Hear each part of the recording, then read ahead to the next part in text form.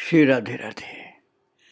भक्तों, श्रद्धावान लभते ज्ञानम तत्पर संयतेन्द्रिय, ज्ञानम लब्ध्वा पराम शांतिम अचिरेणाधिगच्छति। प्रभु का वचन है गीता जी में 4थे अध्याय में। श्रद्धावान को भगवान की कृपा का, गुरु की कृपा का लाभ प्राप्त होता है। संतदास जी महाराज जो अपने गुरुदेव रामदास काठिया बाबा के ऊपर पूर्ण श्रद्धा युक्त होकर के अनंत आशीर्वाद, वरदान और लाभ प्राप्त किए थे, अब उनके शिष्य लोग संतदास जी को गुरु मान करके श्रद्धा के कारण लाभ प्राप्त कर रहे थे। मैं आपको उनके शिष्यों का प्रसंग सुना रहा था। एक शिष्य मैंने बताया था धनंजय दास काठिया बाबा थे, जो बाद में विरक्त संत हो गए थे, पहले अध्यापक थे। वो बताते हैं कि उन्हीं के एक गुरु भाई थे मुकुंद देव चट्टोपाध्याय, वो भी अध्यापक थे पहले दौलतपुर कॉलेज में। तो वो कहते हैं कि मेरे विवाह के बाद ही मेरी पत्नी ने श्री गुरु महाराज जी की कृपा लाभ की। इसके बाद वो केवल 2 वर्ष जीवित रही और इतने थोड़े समय में उनको साधना में बहुत उन्नति हुई। उसे देख करके बताते हैं कि मुझे बहुत आश्चर्य हो रहा था। श्री ठाकुर जी के प्रति उनका चित्त आकृष्ट हो गया था, श्री गुरुदेव के प्रति आत्मीय बोध हो गया था तथा सांसारिक वस्तुओं के प्रति स्पृहा शून्य हो गई थी। ठीक 2 वर्ष बाद करुणामय गुरुदेव उनको वैकुंठ ले गए। केवल 7 दिन ही उन्होंने हल्की सी बीमारी देखी थी। संध्या के समय थोड़ा ज्वर सा लगा, रात को ज्वर चढ़ा। उत्तेजित होकर श्री बाबा जी महाराज की बातें करने लगी। सिर पर बर्फ रखने पर थोड़ी स्थिर हुई। सुबह सुबह कहने लगी, बाबा आए हैं, बाबा आए हैं।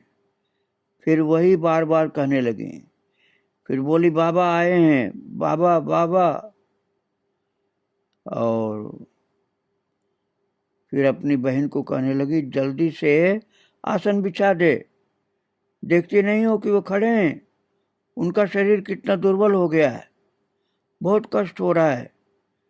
दीदी जगह परिष्कार करके आसन बिछा दो ना, बाबा खड़े हैं। इस तरह से 2-1 दिन तक चलता रहा। और एक दिन फिर वो बोले धनंजय दास जी महाराज से, वो कह रहे हैं वो भक्त कि वो मुझसे बोले मैं बाबा के संग जाऊंगी। उनकी पत्नी बोल रही थी, अध्यापक की पत्नी, मैं बाबा के संग जाऊंगी, बोलो जाऊं। और फिर अपने पति उस अध्यापक से वो सम्मत मांगने लगे। उन्होंने कहा, बाबा क्या कहते हैं? थोड़ी देर में उन्होंने कहा, बाबा तो राजी हो गए हैं, वो मुझे ले जाएंगे, अब बताओ मैं जाऊं क्या? बहुत कष्ट से मैं कह पाया था तो अध्यापक जी बोल पाए कि बाबा यदि ले जाना चाहें तो मुझे कोई आपत्ति नहीं। रोग बढ़ने लगा, प्राय हर समय ही बाबा की बात करती। लगातार ज्वर होने से 5वें दिन अवसन्न हो गई। कुछ बड़बड़ाते हुए देखकर बुआ ने उनके मुख के पास जाकर सुना कि वो जय बाबा जी महाराज की, जय बाबा जी महाराज की, ऐसा बोल रही थी। और 6ठे दिन उनके पतिदेव थोड़ा सा घबराए। श्री बाबा जी महाराज को संबोधन करके रोते हुए कहा, बाबा इसे लेना है तो शीघ्र लो, इतना कष्ट मैं नहीं देख सकता हूँ। बस फिर देरी नहीं हुई, अस्थिरता बंद हो गई। दूसरे दिन शिवरात्रि थी, सुबह थोड़ी सी दवाई खाई थी, रात को 2 बजे के करीब अवस्था खराब देखकर डॉक्टर को सूचना दी। वो खबर मिलते ही आ गए। एक इंजेक्शन देकर कहा, अब अधिक देरी नहीं है, तुम सब भगवान का नाम लो, नाम करो, कीर्तन करो नाम का। और मास्टर कहते हैं कि मेरी बहन ने जल्दी से शरीर पोंछ करके बिस्तर साफ करके गंगा जल दिया। और वो बोलते हैं कि मैं सिरहाने से तकिया हटाकर बाबा की व्याख्यात गीता वहां रख दी तथा तिलक स्वरूप भी कर दिया। मैं मन ही मन में भगवान का नाम जपने लगा।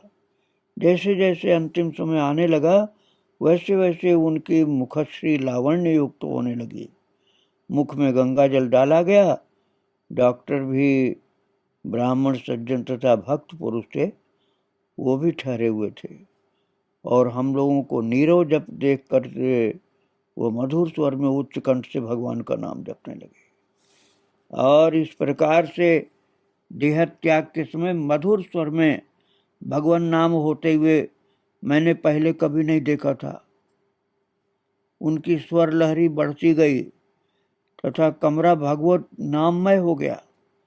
शोक की व्यथा बिल्कुल गायब सी हो गई। देह त्याग का समय उत्सवमय हो गया। उस समय तथा बाद में भी रोगिणी के मुख पर एक अपूर्व उज्जवल आनंद सी फैल गई, जो कि पहले कभी नहीं देखी गई थी। घर के लोग तथा पड़ोसी उसे देख करके आश्चर्यचकित हो गए। उनके मरण समय का दृश्य जब याद करता हूं तो मन में एक विश्वास उठता है। बाबा को मन ही मन कहता हूं, तुम अपनी इस पतित अधम संतान की सब गलतियां माफ करते हुए इसी प्रकार ले जाओगे। इसी विश्वास पर मैं जीवित हूं। वो अध्यापक अपनी पत्नी की उत्तम गति देख करके बहुत भाव विभोर होते हैं। महाराज जी कहते हैं धनंजय दास जी की वामन राव कृष्ण राव नामक हमारे एक मराठी गुरु भाई हैं जो कलकत्ता में नौकरी करते हैं। उन्होंने विवाह नहीं किया है। संसार में उनके एक भाई बहन हैं और कोई नहीं। सभी श्री बाबा जी महाराज के आश्रित हैं। उन्हीं को केंद्र मान करके सेवा पूजा भजन की मधुमय धारा उनके जीवन में प्रवाहित होती है। चंबल कुमारी नामनी उनकी बहन थी। उसके देहावसान का विवरण इस प्रकार से बताया उन्होंने कि बाबा जी महाराज से दीक्षा लेकर के हम लोगों के समान विषयी लोग भी धर्म जगत में उच्च स्थान प्राप्त कर सकते हैं। इसका एक उदाहरण उन्होंने बताया। वो कहते हैं दीक्षा ग्रहण करने पर मेरी बहन को सारे दिन रात में 3-4 घंटे से अधिक भजन करने का समय नहीं मिलता था और कम से कम इतना समय तो लगी रहती थी। बाबा जी महाराज ने उसे दीक्षा देने के बाद कहा था कि प्राणियों की सेवा करना ही तुम्हारा धर्म है। सच्चे मन से सबकी सेवा करना। गुरुदेव का ये वाक्य ही उसके भीतर का मूल मंत्र साधना सदरूप में हो गया। मृत्यु से आधा घंटे पहले तक सबके खाने की खबर ली। मंत्र मूलम गुरोर वाक्यम, ये उसके जीवन में फलीभूत हुआ। दीक्षा दान के समय बाबा ने ये भी कहा था, विवाह के समय जिस प्रकार पिता कन्या दान करता है उसी प्रकार मैं तुम्हें श्री कृष्ण को अर्पण करता हूं। तुम इसको समझिए। सबकी खूब बाल पूर्वक सेवा से यत्न पूर्वक, जैसे बच्चे की सेवा करते हैं ऐसे करो, तुम माता हो। और शिवपुर आश्रम की प्रतिष्ठा के 8 दिन बाद चंचल को सर्दी व बुखार हो गया तथा सर में जोर से दर्द होने लगा। 3-4 दिन में ही डॉक्टर मुश्किल से ठीक कर पाए। 5वें दिन सुबह प्राय 8:30-9 बजे श्री दादा गुरु जी महाराज के पैरों में जो एक पिन सा दिखलाई पड़ा। फूल में जुड़ा हुआ, और वो फूल उनके मस्तक पर आकर के गिरा। तो हमारे घर में तस्वीर के फ्रेम में पिन लगा हुआ है, उसी पिन में फूल लगा देते हैं। ऐसा लगा जैसे किसी के साथ वो फूल आया और वो उनके सर पर डाला हो। इस घटना के समय हम सब रोगिणी के पास बैठे थे।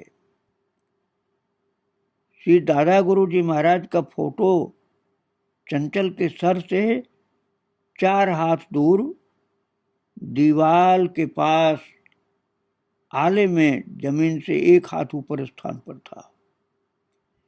ये जो फूल पिन से खुल करके गिरे तो फूल 4 हाथ सामने आकर के गिरे, ये भी संभावना नहीं थी। इस फूल के गिरने के 2-3 मिनट बाद ही उसके सिर का दर्द अंतर्हित हो गया।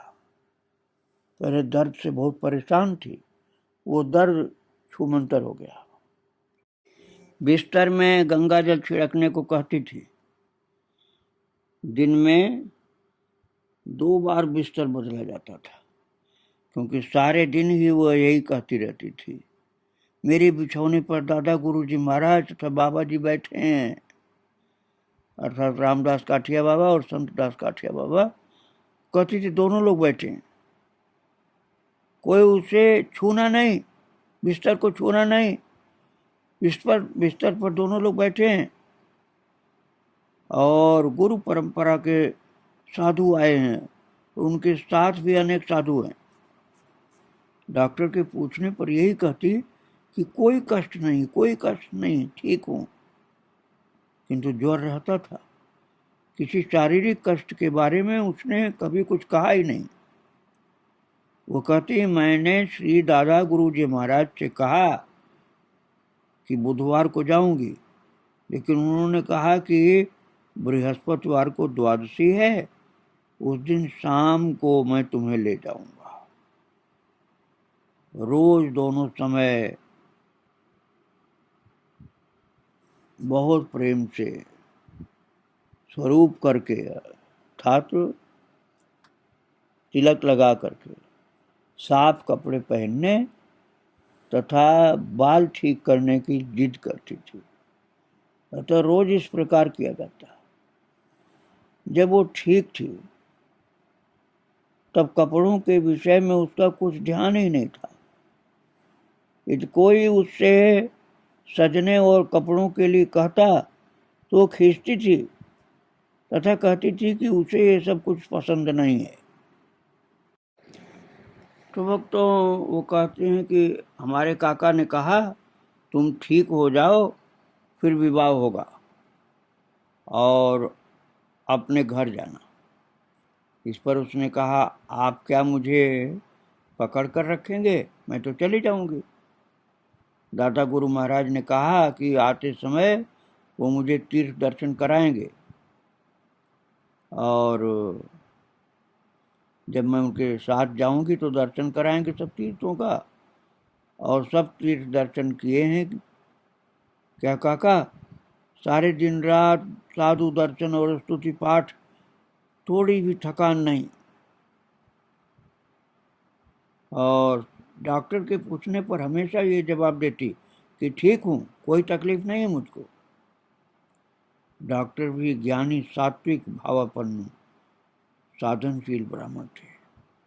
ये देख सुन करके उन्होंने हमें तैयार रहने को कहा तथा ये भी बोला उसके जाने का दिन स्थिर हो गया है, उसे अब और अधिक नहीं रोका जा सकता।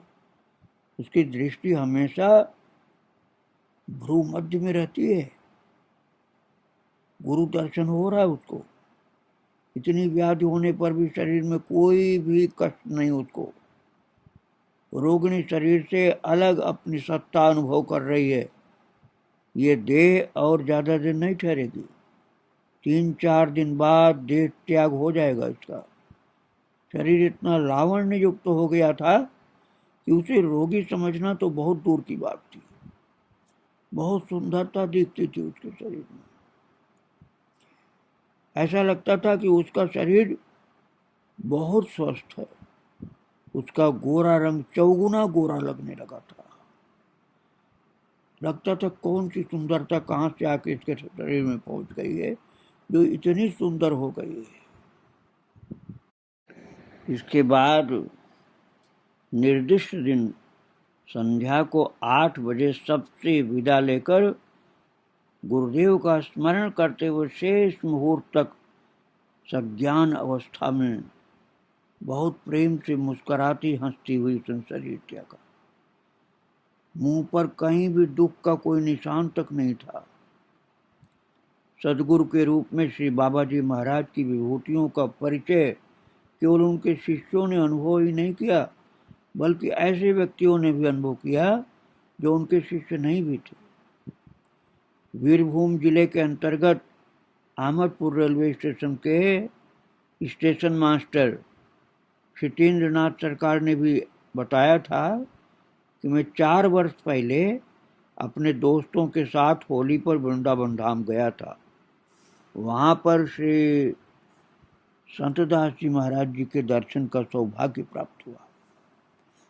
उनके साथ हम लोगों को 7-8 दिन सत्संग प्राप्त हुआ और जिस दिन हम लोग वृंदावन से रवाना होने वाले थे उसके एक दिन पहले मैं उनके पास गया तथा उनकी स्मृति चिन्ह स्वरूप किसी वस्तु की प्रार्थना की। तो इस पर वो कहने लगे, मैं तुम्हें और क्या दूं। फिर उन्होंने मुझे अपना फोटो दिया और कहा कि यदि कभी कोई मुश्किल आए तो इस फोटो की ओर देख करके स्मरण करना, मुश्किल जो आसान हो जाएगी। और मेरे पास वो फोटो आज भी अच्छी तरह से रखा हुआ। मैं एक बार परीक्षा के लिए पूरी तरह से तैयार नहीं कर पाया था, लेकिन जिस दिन परीक्षा देने गया उस दिन उनके फोटो को सिर पर लगाकर मैंने प्रार्थना की, तब उनकी कृपा से मैं परीक्षा में सफल हो गया।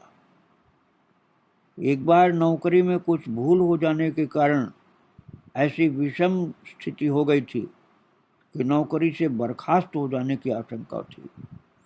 उस बार भी मैंने पहले की तरह से उन्हें स्मरण किया तथा उनकी कृपा से मैं बच गया।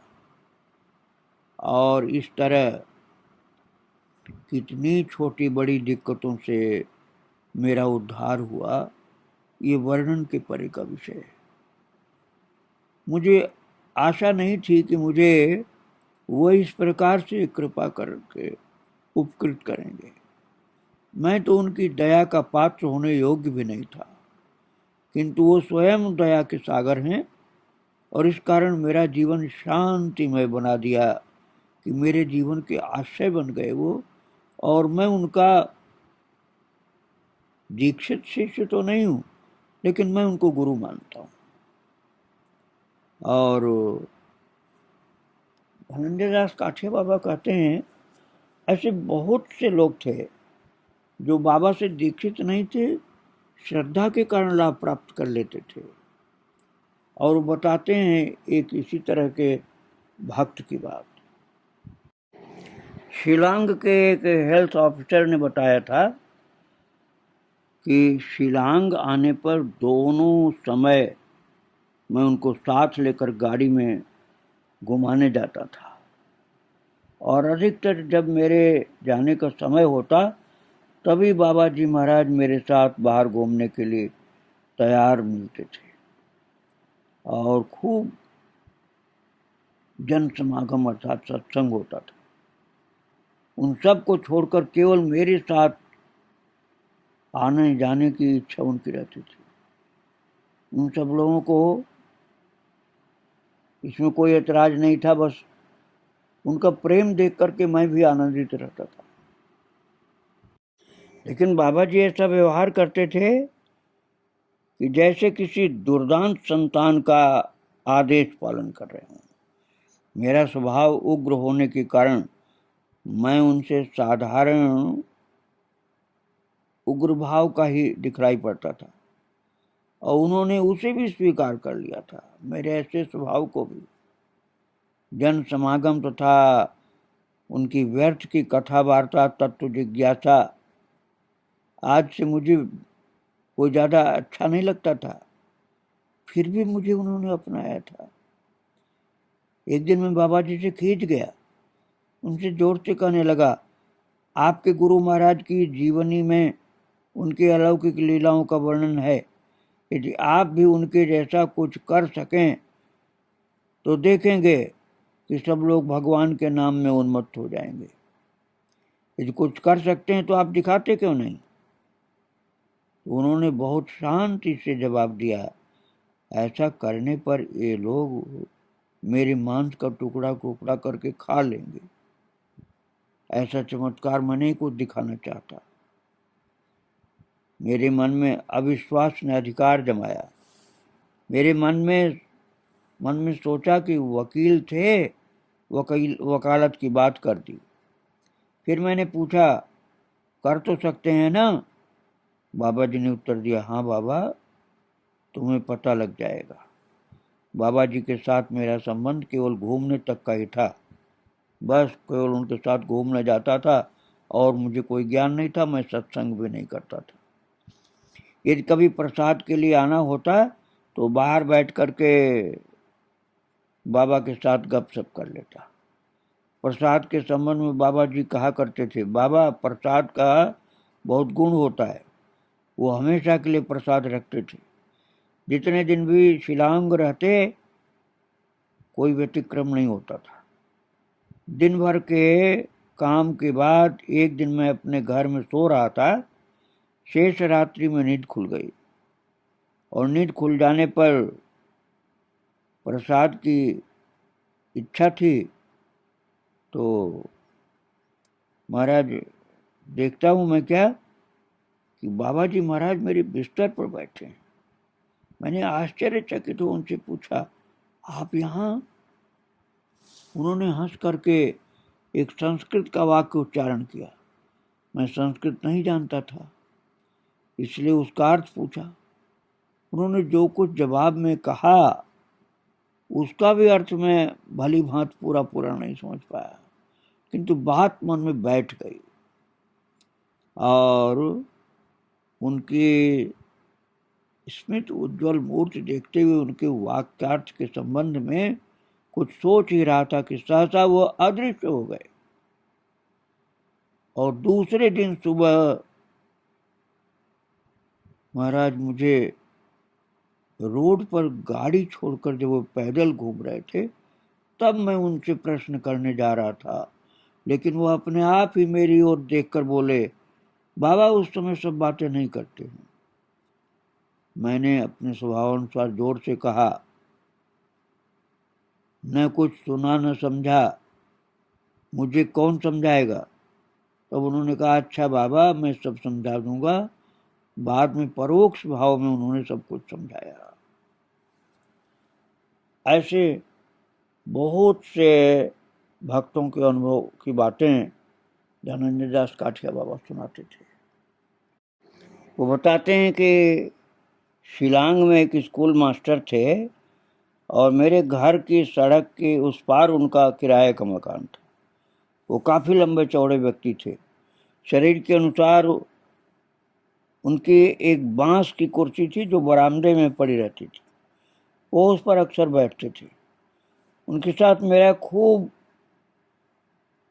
बंधुत्व था, प्रेम था। दोनों परिवारों में भी मेल मिलाप था। किसी घटनावश मुझे ये मालूम हुआ कि वो बंगाली विद्वेषी हैं। तब से मुझे भी उनसे घृणा हो गई। और बाबा जी महाराज सुबह शाम मेरी गाड़ी में घूमने जाते, ये पहले भी बताया मैंने। तो जब मेरी इच्छा होती तभी मैं उन्हें अपने घर ले जाता था और शहर के सभी लोग मेरी मोटर में बाबा जी महाराज का दर्शन करते थे, ये जानते हुए भी कि मेरी मोटर में बाबा जी महाराज हैं। बाबू अपने बरामदे की कुर्सी पर पैर फैलाए बैठे रहते थे। कभी कभी रास्ते में भी वो मिलते। ये मेरी गाड़ी की ओर पीठ किए खड़े रहते। तो मुझे गुस्सा आता। और दूसरी तरफ बाबा जी की ओर देखते तो बाबा जी महाराज कहते, देख रहे हो बाबा कितना सुंदर चेहरा, वाह वाह वाह सुंदर चेहरा। इस पर मैं कहता, उसके सुंदर चेहरे से आपको क्या, अपने को बहुत समझता है वो। मैं मन ही मन सोचता, बंगाली साधु समझकर थोड़ा भी सम्मान नहीं दिखा सकते हैं। कभी कभी असेंबली के सामने बाबू को हमारी गाड़ी को पीठ दिए खड़ा देखता और बाबा जी महाराज का भी आवेग आरंभ हो जाता। बाबा जी शिलांग में चले गए, शिलांग से तो बाबूजी के साथ मिलने की इच्छा तो पहले ही थी और मैं तो मिलता था, लेकिन वो व्यक्ति बाबा से थोड़ा अलग रहता था। कुछ दिनों बाद उसकी बदली हो गई, तो उनके जाने के समय भी मैं उनसे मिलने को इच्छुक नहीं था। जिस दिन वो जाने वाले थे उस दिन अन्य सबको स्टेशन भेजकर मुझसे मिलने के लिए ठहरे। मुझे देरी हो गई थी, उनके पास समय कम था तो भी वो ठहरे हुए थे, और मैं जब मिला तो उनकी अवस्था देखकर मेरा मन पसीज गया। और बातचीत के दौरान मैंने उन्हें बताया, संत दास जी महाराज ने आपको आशीर्वाद भेजा है। वे एकदम विह्वल हो गए। इसका अर्थ ये हुआ कि मेरा प्रणाम स्वीकार किया। आप या तो बरामदे में पैर फैलाए बैठे रहते हैं, अथवा जब गाड़ी में होते तो आप पीठ करे खड़े रहते। ये कैसा प्रणाम था आपका? उन्होंने अवरुद्ध कंठ से उत्तर दिया, डॉक्टर बाबू, हम लोगों की नीरव साधना है।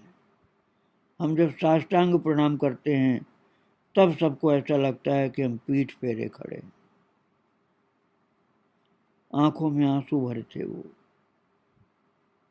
पक्षांतर में उनके शिष्यों को अन्य महापुरुषों की कृपा भी अनेक बार विशेष रूप से प्राप्त हुई। बाबा जी महाराज ने अपने किसी शिष्य को कुछ लिखा, किसी को कुछ लिखा, कृपा सबके ऊपर की।